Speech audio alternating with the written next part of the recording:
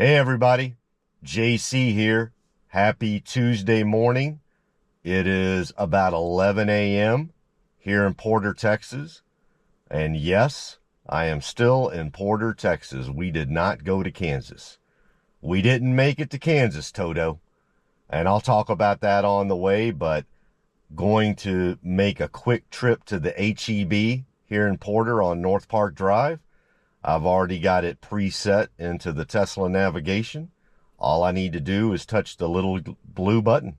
So let's go. There we go. Put the rear camera on. Got my brother-in-law's truck trying to hem me in. Got my wife's Mercedes trying to hem me in. Got my son's CRV trying to hem me in. Everybody's trying to keep me hemmed in. But they're not going to be able to do it. Watch this. Watch this. We're all through. There we go. Get past the GMC Sierra. Avoid my wife's Mercedes. Don't hit the Honda CRV. Get in between them and even the neighbors are in on the action with their GMC Yukon. Everybody trying to keep me hemmed in. But Tesla FSD is not going to allow it. I got to breathe. I got to get out of the house. Let's go. I'm totally just kidding. That's just a little joke. All right. Coming up to the stop sign here. Put on the right blinker. Excellent. So yeah, we're headed to the HEB there on North Park. I'm going to try it again. Instead of just having us navigate straight to the HEB, the pin that's preset for HEB, I actually did a manual pin drop, and we'll see if that takes us to a parking spot again or not. It worked the last time we went, so we'll just see. Can't hurt to try it out. So we did not go to Kansas, and we were all packed up, ready to go. Pretty much we're about an hour away from getting on the road, and my wife got a call from the folks that she was going to be meeting there in Wichita, and they basically said, nobody's going to be able to fly in here. Heck, we're being told, everybody in this area is being told to batten down the hatches, so they made a decision that nobody was going to need to travel in, which from what I've heard since probably makes sense. I heard a lot of flights got canceled. Schools got canceled for the day and maybe even the week. So seemed like a good decision to tell everybody not to worry about flying into Kansas for this week. So a little bit of a bummer. I was kind of looking forward to, I like getting out on the road. It's been a little while. The last road trip I did was about 2 months ago now. So I've done with this particular Tesla, I've done plenty of road trips, but ever since I got my current Tesla, which was I think it was late August, early September, I've actually done 2 long road trips already. So I went to California and back in early to mid-October. I did a 2-week-long road trip for that, and I really took the circuitous route, as they say, to go to California, not the direct route, and spent a couple of weeks on the road and got to see a bunch of cool places, went to a bunch of national parks. But anyway, yeah, so that was the first road trip. And then the second road trip I did was in late October, early November, when my wife and I went up to Kentucky for my brother-in-law when he was having his surgery. So we stayed up in Kentucky for, gosh, I want to say that was a good week, maybe even been a little over a week, but basically a good solid week on that one. So I was kind of looking forward to doing the third road trip, and it's been, like I said, a couple of months now since I've been on the road. So I was kind of itching to get back up on the road. And but at the same time, it is January, winter, and it's the plains states, right? So you're going into that Oklahoma, Kansas, Nebraska, Arkansas, Missouri area, and we all know that in January and February, those areas can be rough to travel for any vehicle. And so I have not done a road trip in a cold weather environment in my Tesla yet. I've been to cold weather locations that get cold weather, you know, but I haven't been there during the winter. And quite frankly, being someone that's born and raised in the Southeast Texas area, you know, I'm not a cold weather, regardless of the vehicle. I know there's a lot of FUD out there about Teslas and cold weather, and obviously almost all of it is fictitious or made up because, you know, kind of hard to say Teslas can't drive in the cold weather when it's literally the #1 car in Norway. And Norway's what, 90+% EVs now, and the #1 vehicle in Norway is the Tesla Model Y. So it's kind of like, I kind of find it hard to believe Teslas can't drive in the winter when it's literally the #1 vehicle in Norway. And I don't know if y'all have looked on a globe lately to see where Norway is, but they get a little bit of snow every once in a while. I'm obviously being tongue-in-cheek and facetious there, but I mean, Norway's proof that it works. So really, it's not the vehicle itself. I think what happens here in the United States where folks have cold weather issues is a couple of things. We obviously are not as used to it as folks in Norway may be, and their infrastructure is probably a little bit better. Yeah, so I think because Norway is 90+% EVs, let's just be blunt, their infrastructure is built around EVs now and not ICE vehicles. And so they've got that going for them. And then number two, these are people that already knew how to drive in the winter for long periods of time before the first EV ever came to Norway. And so for them, going to EVs in the winter it was nothing, because they already knew how to drive in the winter and they already knew what to do with. Let's just see what we do here. Okay, yep, it's just gonna stop. It's not gonna park us this time, so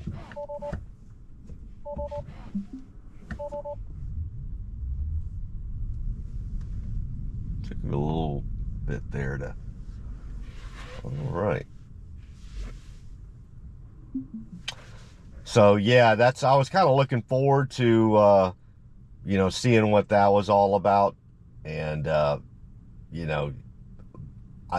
follow a bunch of people that drive Teslas up in cold weather environments, so I had everything planned for that and was just getting ready to practically apply it. I just don't get the opportunity for that here in Southeast Texas. I mean, yeah, we get cold weather, but it's just not like up in the north and the Midwest and Northeast Midwest and the mountain states. I mean, obviously that's where it's going to be, although not as cold and frigid as Norway. Obviously it's the closest we come to in the States. And so just wanted to see what that was all about, see what driving an EV, a Tesla in the cold weather was going to be like, and practically apply all those learnings that I'd seen from others that own Teslas in those cold weather environments, because that's one of the biggest pieces of FUD, fear, uncertainty, and doubt that you hear about EVs, is that you can't drive them in the winter. It's like, well, well, then how does Norway do it? I mean, it makes no sense, right?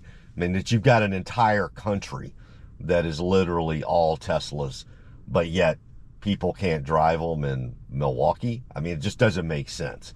And clearly what it is a lot of it's infrastructure, and that is definitely no fault of the individual driver. You know, if you don't have, if you don't live in a house and you don't have ready access to charging, well, that's going to be in it, but that's going to be an issue regardless of the temperature, right? But you do use more energy in very cold weather than you do in warm weather. But that's going to be with gasoline too. Try getting into your car cold at 0 degrees weather and just going. It ain't gonna work, right? What's gonna have to happen? You're going to have to first of all, try to get your engine turned over. And then once it's turned over, what do you generally do in cold weather? You need to let it warm up for a good at least 5 to 10 minutes. Well, guess what that does? Uses gasoline. And then your vehicle, your engine is going to use more gasoline in colder weather as well to keep going and to accelerate. So it's the same thing, same, physical dynamics there. But folks, sometimes need a little more education on how you're supposed to, prep a battery, preheat a battery, how you're supposed to get ready to get charged. It's different in the winter. There are definitely different rules about EV charging and EV usage in the very, very cold weather as compared to normal weather, which I would argue in Southeast Texas, here in Houston, I'd say we have normal weather year round. So we're just I'm never gonna deal with those. Here I have a channel dedicated to Tesla and Tesla FSD. And one of the biggest questions people have is, well, how do I drive this thing in the winter in really, really cold weather? And I'm just going to be blunt. In Houston, Texas, I'm probably never going to be able to answer that question for you, because I'm just never going to be presented with that issue. Which goes to the point where if you live in Houston, Texas, or you live in the southern part of the United States, get a Tesla, get an EV. Or if you don't like Tesla for whatever reason, get an EV, because you're never going to have those issues. So anyway, yeah, I was looking forward to seeing what that lifestyle was like, because we were going to be hit with it. It was going to be 0 degrees. I don't know why this guy in this Dodge Ram Hemi just literally got right up on my hood over here. Like, he parked okay, but he wanted to pull in right at my hood. Whatever. He's good. I mean, I'm not gonna mess with him. He's pulling his baby girl out of the car. He was focused on her and not how close he got to my hood. But yeah, I may try to repark here, because I don't know. And rightfully so, he's focused on other things, precious cargo. But he did get a little bit close to my hood, and I may just, anyway, move on. But yeah, I was kind of disappointed that I didn't get to check that out, but highly likely sometime soon I will get to see it. And when I say cold weather, I'm not talking about 20s and 30s, because I've been in that. It even here in Houston, we'll get down into the high 20s for the most part. But that's not what people are talking about. They're talking about, like, below 10, frigid, like 0 degree weather, and just how much different a car reacts in that type of environment. As far as snow and ice, we don't really, we'll get some ice here every now and then, but snow is like once every 5 to 7 years. So, and quite frankly, you're never going to drive in snow in Houston, because they shut everything down. We're scared of our own shadows when we do get snow here. The type of snow that would literally be like nothing to somebody in Denver or Colorado or any of the mountain states or up in the Northeast, we will literally shut everything down in Houston for an inch of snow. I mean, done. Like, not even nope, nothing's going, because we don't know how to drive in that. We just have absolutely zero knowledge other than drive real slow. Just all we do is, like, if you've got to go somewhere and it's snowing in Houston, drive 10 miles an hour. That's all I know. I know regardless of where you're at or what, you're get in the right lane and drive uber slow. And the times that it has snowed here and I had to drive, that worked out. Now, probably not efficient, and people in Denver would honk at somebody going 10 miles an hour, but here, quite frankly, nobody's ever going to ask you to get to someplace really quick in the snow in Houston, Texas, right? Nobody's going to ask you to go anywhere in the snow in Houston, Texas. So you're fine going 10, 15 miles an hour here. So that's worked out for me every time it snowed here. So anywho, I've been talking for quite a long time here in the parking lot. People are really going to think I'm crazy in the HEB. Let me run into HEB, get the few things that I needed, and we'll be back on the road. All right, everybody. Bye. All right, everybody. Done at the HEB. Let's head on back to the house. Push the button. Put the rear view mirror on. Got a pedestrian that I did not see. There we go. Let them go by. I did not see, because we were right in between an SUV. I did not see that person. So I would have pulled out right then. I was wondering why we weren't pulling out. I did not see that pedestrian. I'm telling you, these 8 eyeballs and 360-degree field of view, yep, you're just not going to beat them. All right, continuing to go through the HEB parking lot here. Slow down a little bit for the young lady and her son and all of her groceries. Put on our left blinker.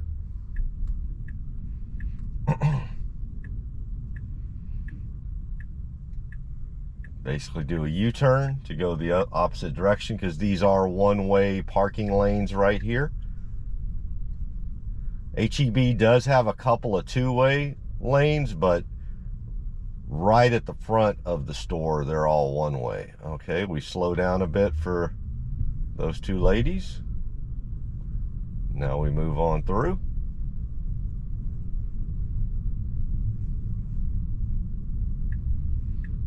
Put on our left blinker to get out of the HEB parking lot. Got a vehicle oncoming, but we should be good. And there we go. Good job.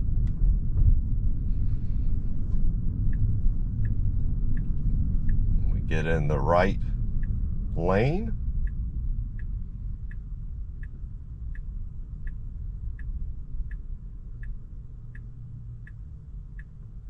Waiting on the light. There it goes. Make our right turn. Good job.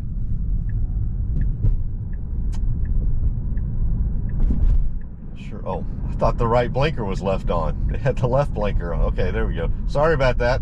I was like, why did that blinker not go off? It's because they're getting over to the left. See, yeah, I completely depend on Tesla navigation to pick the right route, because leaving the HEB, there's about 3 ways to get back to my house, and I allow Tesla navigation to use its artificial intelligence and real-world fleet telemetry information to pick which of those 3 is the best right now. Not that one of the 3 is going to be that much different. Well, it depends. I guess there could be times, especially around the train tracks. Usually the quickest way to go, if there are no issues whatsoever, is to go the way of Knox Road and go over the train tracks. That's kind of the most direct route and the most efficient from a time aspect. The problem is that you got a train that goes right through there. Although you got to get over the train regardless. All 3 ways, yeah, never mind. forget everything I just said, because the train right now here at HEB, regardless of which way I go home, you got to cross the train tracks. So forget everything I just said. If a train comes through, you're slowed down either way. But going this route is different from the aspect of, let me take care of that. Take off my sunglasses there. It is different from the aspect of North Park Drive. So sometimes North Park Drive can get really bogged down.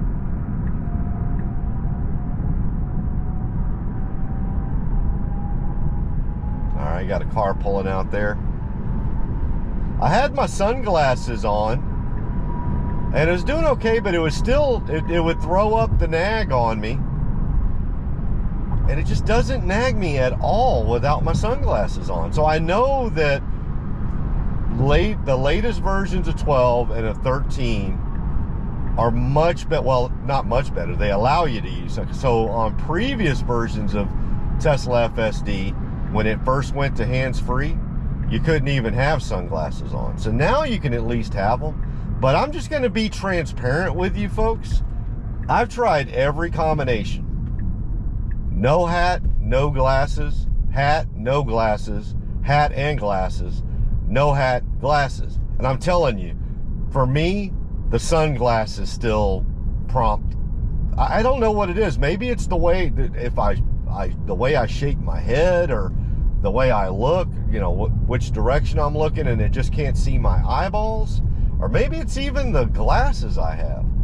But I can wear this Tesla hat for 2 hours straight, and you've seen it, and I never get nagged. But I throw on a pair of sunglasses, and so, I mean, the visor does give me some, like when the sun's coming in, I'm not gonna lie, that the sunglasses would be better. Obviously, that's what they're designed for. The visor on my hat does give me a bit of reprieve from it. But man, I put on the sunglasses and it just, it seems to, like, look, I'm looking all around the place right now without sunglasses, not one nag. Not one. Right into the sun too. So there's obviously still some sensitivity to sunglasses. I don't care what anybody says. There is. I just showed you. Like, I'm literally looking all over the place with the sun right in front of us. I don't have my sunglasses on. Zero. And I've got a hat on. It is the sunglasses. So I know folks have, you know, commented back, why don't you try this? I've tried it all, everyone. All of it. And it's the sunglasses. And I know other folks may not have that issue, that they can wear sunglasses for 2 hours straight and never get nagged. I can't. I don't know how. I've tried 3 different sets of sunglasses. So, I don't know. That just, at the end of the day, unless I really, really need the sunglasses, unless we're going like really into I just don't wear them now until they relax it a bit and the sunglasses aren't a big deal. But for me, I just want to be transparent with you. Yes, can you wear sunglasses with Tesla FSD and it still be hands-free? Absolutely. But I mean, I don't edit or cut up these videos at all. You saw I got nagged a couple of times with the sunglasses on, and as soon as I took them off, I haven't been nagged since. So it's still clearly sensitive to them, which is fine. Which is fine. But I do need, you know, some help. So the visor on the hat helps a bit. Not as much as sunglasses, both of them would, but I would rather not have to deal with the nags. So I will take the sunglasses off and not get nagged by Tesla FSD, which Yeah, I get it. It's not safe. It's safer for me to have sunglasses on as a supervisor, but I don't want to get nagged.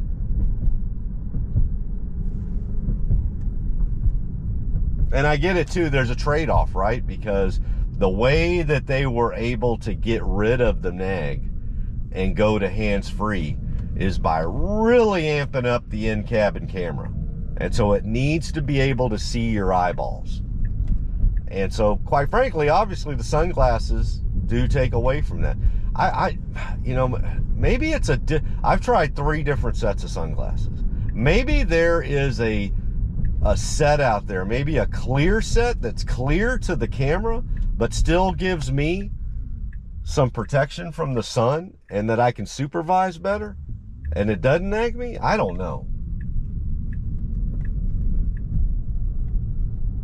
And yes, I've tried it without the hat, and it's the sunglasses. So until I can find just the right set of sunglasses, I'm just gonna lean towards not wearing them, unless I absolutely freaking have to. So.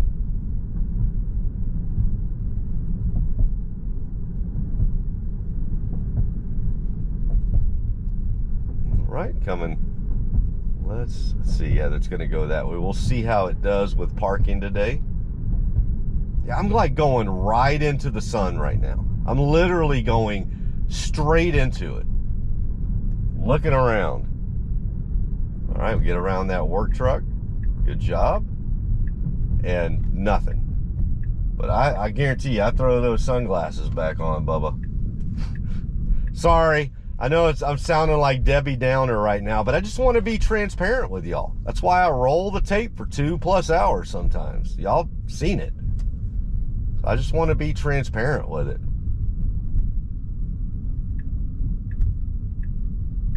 All right, let's see how we do here.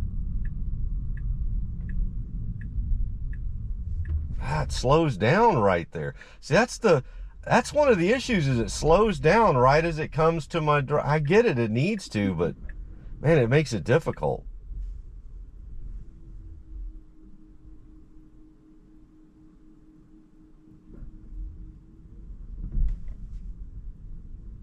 All right, looks like it's just going to back out totally. And then is it going to parallel park here? Nope.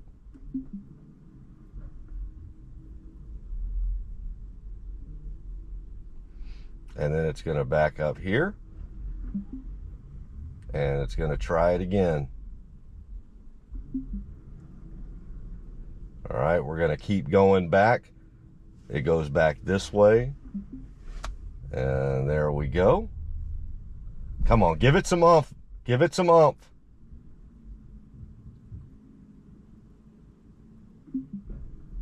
It just doesn't want to give it the oomph. Now let's see what it's going to try to do. I mean, until it's confident, it just gave up. Look at this. Where's it going? Is it stopping right here? Yeah, it just stopped at my neighbor's house. So, all right. Well, I'm going to go ahead and get reparked here in a second at my house. Again, apologies. I was hoping to give y'all some good content from heading up to Kansas and being in Kansas, but just not going to happen now. Probably sometime in the future, though.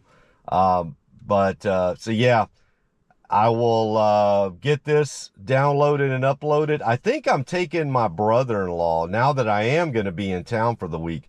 I need to take my brother-in-law for some commercial driver's license thing this afternoon. So I may have that as well, have him in the car. But until then, I will talk to all of y'all later. Bye.